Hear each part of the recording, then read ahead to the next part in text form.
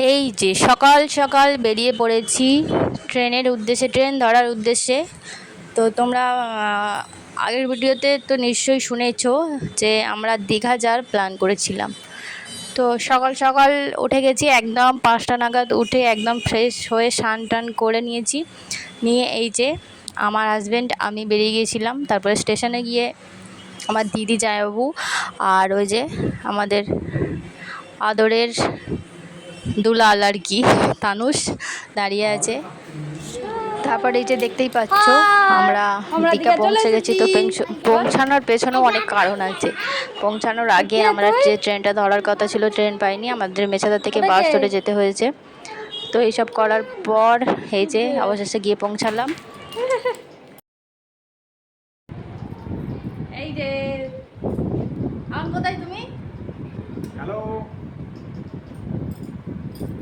আমরা অনেক কষ্ট করে এখন এই যে মানে একটুখানি আগে দীঘায় পৌঁছালাম। আর যে ট্রেনে আসার কথা ছিল ট্রেনটা ধরতে পারিনি, বাসে করে আসতে হয়েছে। মেছাদা থেকে বাস ধরেছি। আর এই কটায় এলাম কি গো, ট্রেনের আগে চলে এসেছি। ট্রেনের আগে চলে এসেছি, কিন্তু কটায় এলাম? 12:30 পৌনে 1টার দিক করে এসেছি। পৌনে 1টা, 12টা 12:30। হ্যাঁ এই এসিটা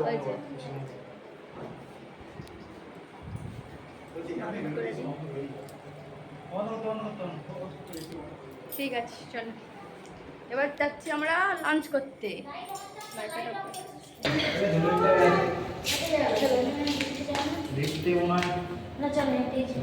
ব্যবস্থা নেই।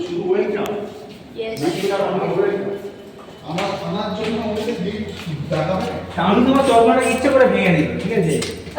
বল হ্যালো গাইস, বল হ্যালো গাইস। আমি এসেছি। আমার নাম পল্লবী। তুমি বলে দাও। এই হচ্ছে পল্লবীর বাচ্চা, আর এই হচ্ছে পল্লবী। পুরোটা দেখে আর আমি হচ্ছে পল্লবীর বোন। এই যে তুমি আপনাকে পুরোটা দেখাতে হবে। স্টাইল কি কামাল আমি দেখানো পড়েগা না। চলো লাঞ্চ করতে কি দেখো। বাইরে শুধু রোদটা দেখ, বাইরে প্রচুর রোদ।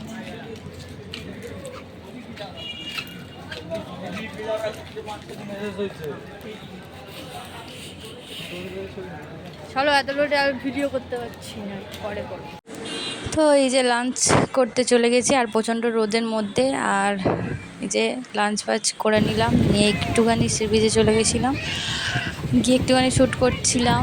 তো সত্যি বলছি প্রচণ্ড রোদ, এত রোদে এত গরমের সময় কেউ দীঘা যেও না। তো আমরা গিয়ে ঠকেছি আমার মনে হয়, যা এত রোদে যাওয়া উচিত না। তো মজা করেছি, তাও এত রোদে যাওয়া উচিত না, একটু ঠান্ডায় যাওয়া উচিত।